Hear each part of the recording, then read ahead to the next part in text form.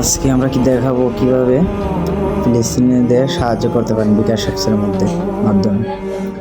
তো প্রথমে বিকাশ অ্যাপসে ঢুকবেন, তারপর নিচে স্ক্রল ডাউন করে দেখবেন ডোনেশন নামে অপশন আছে, এখানে ক্লিক করবেন।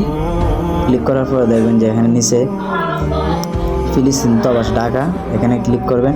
ক্লিক করার পরে অতি সহজে আপনার ইংরেজিতে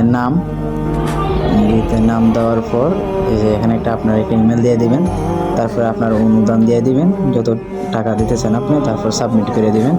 তারপরে আপনার বিকাশের পিন নাম্বারটা দিবেন, দেওয়ার পর কনফার্ম দেওয়ার পর বিকাশে একটা মেসেজ আসবে, আসার পর আপনি নেভারে ক্লিক করবেন।